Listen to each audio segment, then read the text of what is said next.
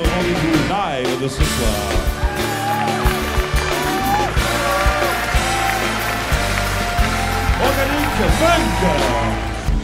Things are happening and we try to close our eyes, but it seems the truth now wears no disguise. Well, some have hopes, you see, some just live alone. We gotta say something if I want the future to live it all. And if you think the world isn't clean,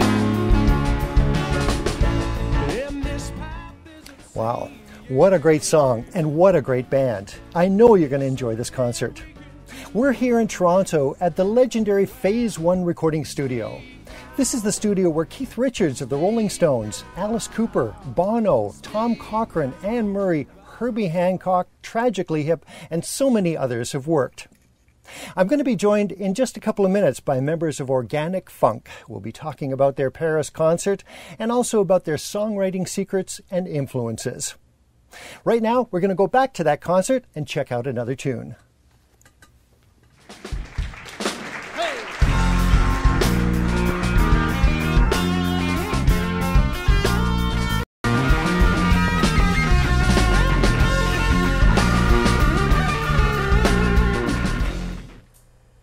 Michael Constantini and Organic Funk, live in Paris at Disneyland. I'm joined now by the members of Organic Funk. Mike, nice to see you here. Mike is the founder of the band and also lead guitarist and lead singer. Jim, nice to meet you. How are you, Holger? Jim is also a longtime member of the band. And over here on keyboards we have Alan playing piano today. And on percussion we've got Jason. Well, welcome everybody, and it's a pleasure to be able to talk to you about that wonderful Paris concert and to get a little inside information on that concert, on the tour, about your songwriting, and also the evolution of the band. I can see where the name Funk came from. Where did the word organic come from? Well, when we founded the name, at the time, our writing style was more based on jamming and improvising. And then we would record our jams, and we'd sift through the ideas that we came up with. We'd really tighten sections while we were jamming and come up with certain grooves. And also when we perform live, we write out set lists and have everything organized, but based on how the crowd's feeling and how the band's feeling, we may break into improvised songs on the spot. And I've had people ask me after a set, be like, what was that third song you played there? And I'll be like, well, actually we just wrote that just now, we just kind of improvised that. It adds a different dynamic to the live shows. And so our writing style and our live performance style prompted the word organic. And because usually what we play is pretty funky, we put the two words together and got Organic Funk. There's a real nice sense of improvisation when you approach gigs that way too. It makes it a little more challenging as a musician, I'm sure. Mike, the song Speak Now is a very important song for you and for the band. It's a bit of a call to arms. It's a bit of an anthem as well. And I understand when you performed it in Paris, it was when the Occupy Wall Street movement was really taking hold and everybody around the world was demonstrating. I think it was on that very day, wasn't it? Yeah, October 15th, yeah. How did you write the lyrics on that song? Well, the lyrics for that song were prompted by a lot of things that were happening after 9/11 that I feel needed to come to light. And I feel that the song reaches out to people who want a voice and are looking for a voice. And the only way to really find your voice is to use it, is to speak out. I think especially now, like with the internet, we're in a pretty unique position these days in that, when injustice is happening, we can be aware of it at the click of a button, right? And I think, especially now in the West, people are becoming more aware of it these days. There's Occupy Wall Street, the student protests in Quebec for the tuition hikes, which are, all these things are starting to pop up the Arab Spring, I think the song's maybe even gained relevance as time has gone on, because there's a lot of stuff is happening right now, and it's an exciting time. And as far as the music for that song goes, it sounds like it was written on an acoustic guitar first without the band being there. Yeah, I started writing it on acoustic guitar, like I do with most of my songs whenever I get into the band. I start with the acoustic and develop ideas. So I started just with the hook, speak now, and just doing that over and over and kind of developing the groove for the song. And then I wrote the verses and pre-choruses and put together a demo of the song, and then brought it to the band about 1.5 years later. And we tweaked a bunch of little transitions between sections that just made it tighter and more rocky. Mm-hmm. So yeah, why don't we show them kind of the little things that we did to Sure. enhance Great. the song. Thank you. Jay, if you want to count us in.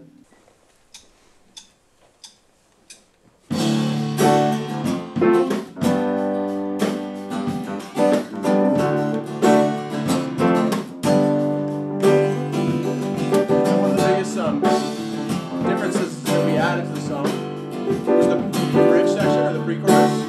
Let's go into that. So this is the initial pre-chorus.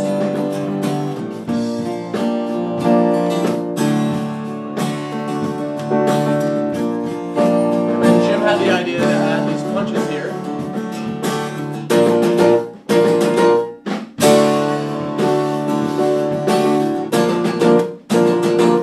And then this descending line.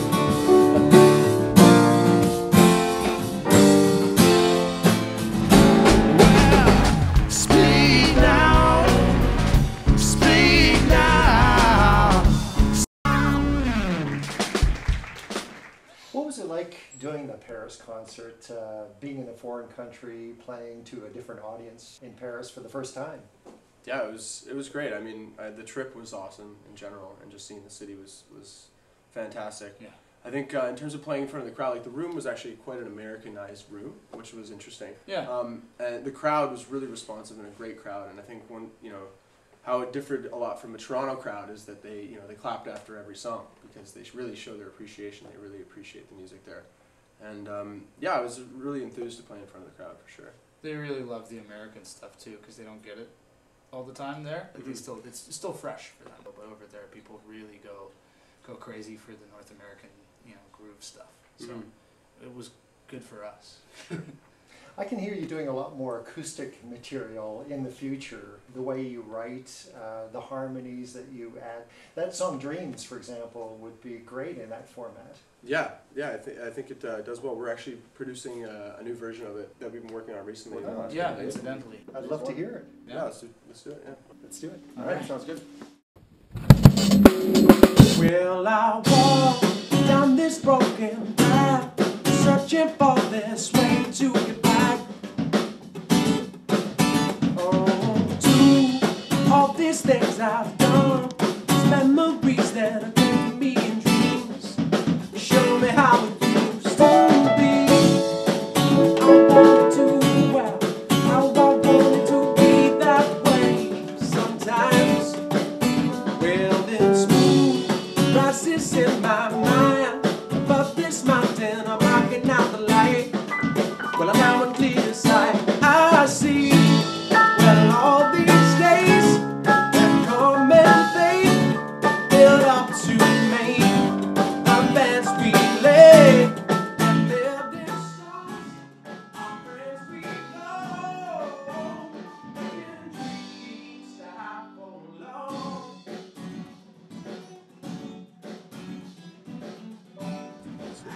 What do you think, Jeff? Yeah, man, it's rocking. Sweet. Yeah. Well, there's some more stuff we could do to this track. What do you think, Mike? Yeah, there's a couple things we could do. I'd say double the vocals would be a key thing to do for sure. Yeah. Double the lead vocal. This in the chorus. Yeah, add some guitars maybe. Add some more keyboard. You had that Rhodes part. Yeah, right. Yeah. Percussion. Yeah. Backup vocals. So I guess a whole bunch of stuff. Well, let's start with the vocals. How about there? All right, sure. Yeah. So double. Oh, make it cease to have for long. Ain't all a dream, all into a dream.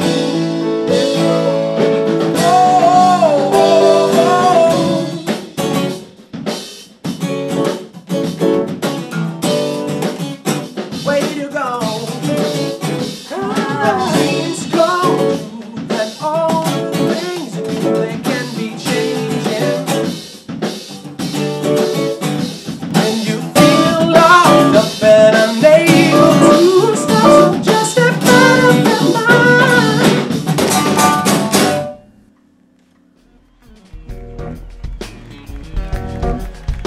C'était une original tune.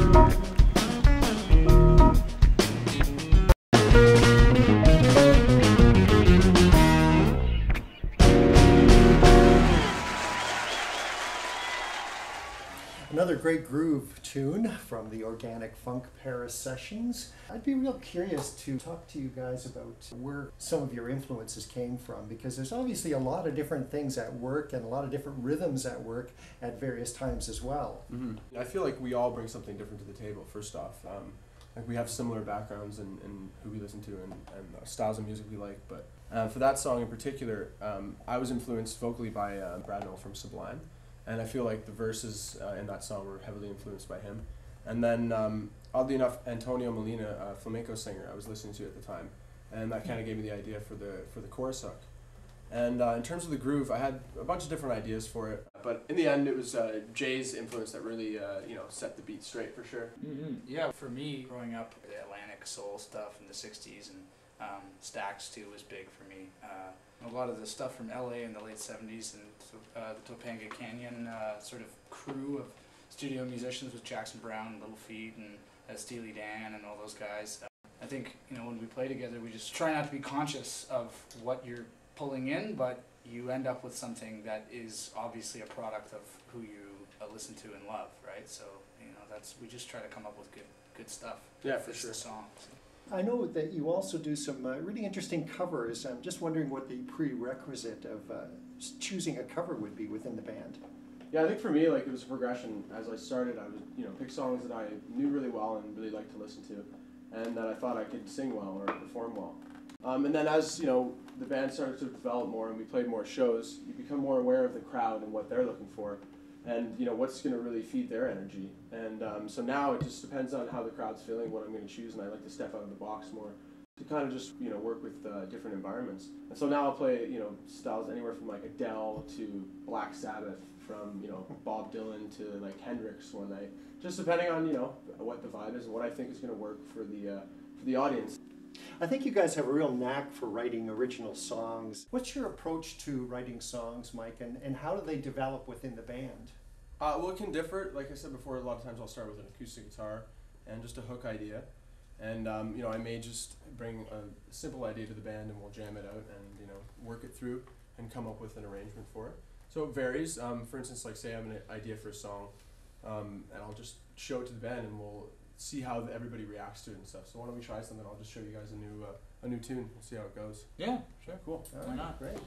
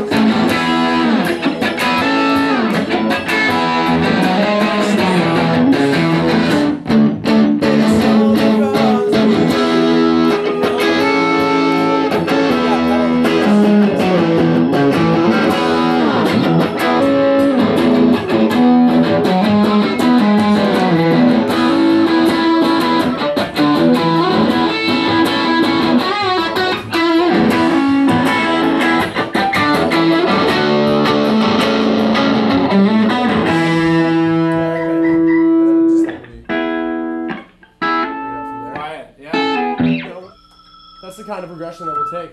Yep. When writing a song, I'll just show it to the guys and, see how their response is, and if I need to inform them of something, I will. Otherwise, just let them do their thing. It's coming along really well. You know, I love the sound of the Hammond B3 organ. Nothing's better than that, right? Man, the way it sounds through the Leslie speaker, which rotates and gives it that kind of it's just so beefy. Like what it adds to this song is really magical. I love it so much. It's like an old piece of furniture. It's so good. When you're writing songs and developing songs within the band, is the funk part of the arrangement usually in the back of your mind? Yeah, well, I write all different styles of songs. I mean, I can write a ballad. Many different things come to mind. But usually I bring ideas to the band that are more funky, or when I bring an idea, it may change to be more funky.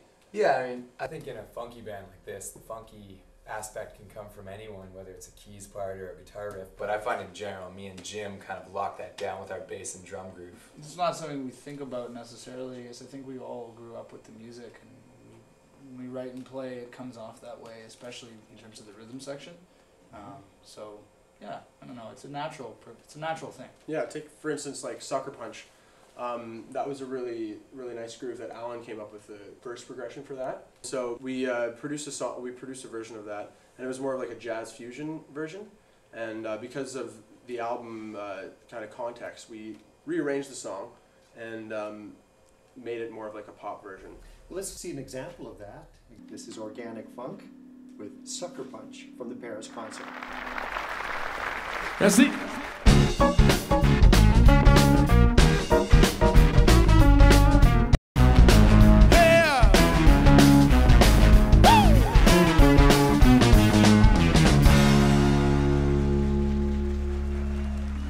Challenging being a musician these days with the digital changes in the world, and how tough it is to receive reward for your composition, for your contributions to sessions. So many people download and so many people use music for free. What are your thoughts on that? Certainly the idea of recording an album and selling 1 million physical copies of it is not nearly the attainable goal that it once was. And similarly, you know, the kind of money being paid to musicians for their live work now hasn't really gone up much since, you know, say 1980, right? Which is it's certainly a consideration.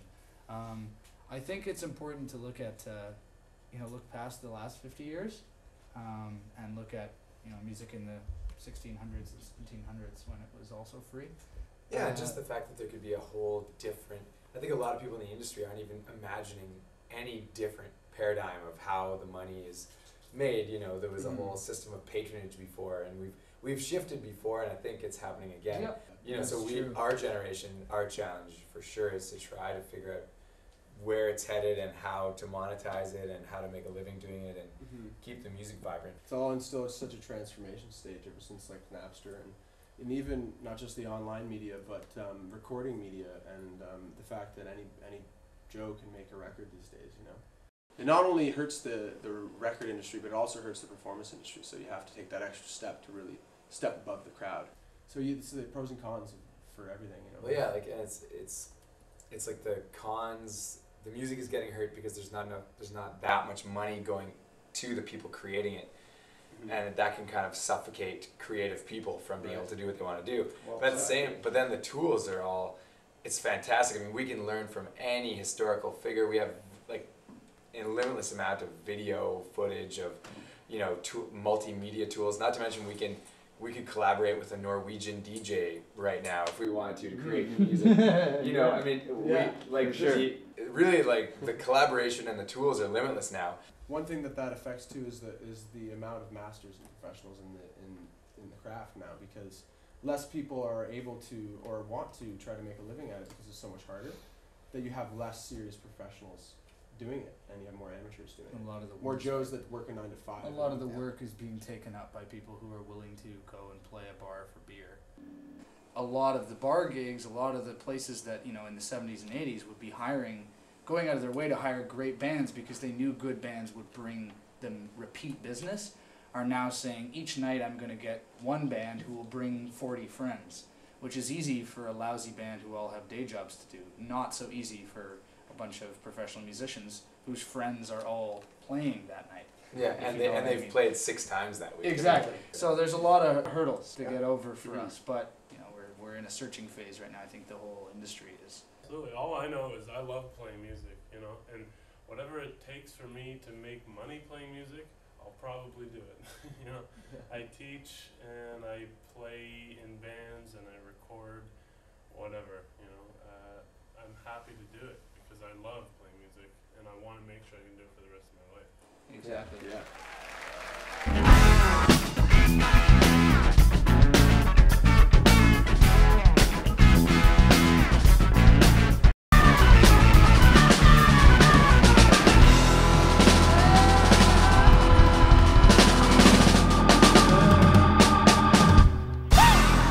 I'm HOLGER PETERSON, and that was Organic Funk from their Paris concert, a tune called Free Your Mind. And Free Your Mind is an example of a song that took quite a while to kind of make the cut in the band.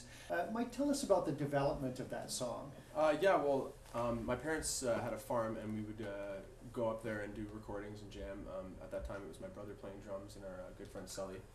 And we took a day to just put the song together. It started with a bass line and then made a demo of it, and then it sat dormant for about, I guess, 2 years almost. And then I brought it to the band, and we re-recorded it. Kept most of the parts. Jim kind of changed the bass line here and there. And then once we made the recording, I thought it needed an extra punch in the vocals, so I brought it up a notch and changed the melodies, and yeah, that became the version that you heard at the concert. It's a nice positive attitude within that song and within the writing of the band as well. Tell us about the song It's On, which we're going to watch in just a moment.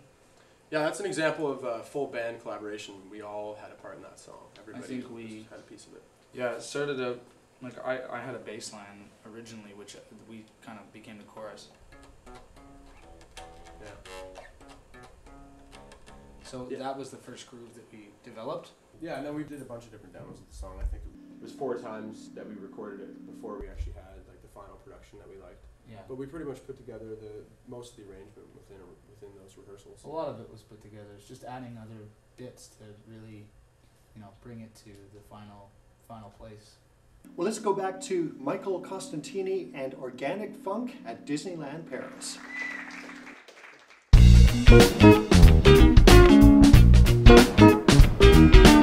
Wherever you go, I'm drawn. Whenever you call, it's on.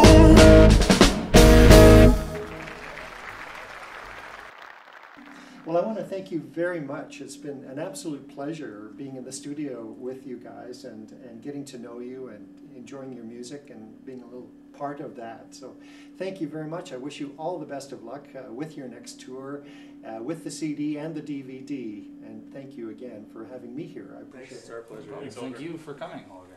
Thanks a lot.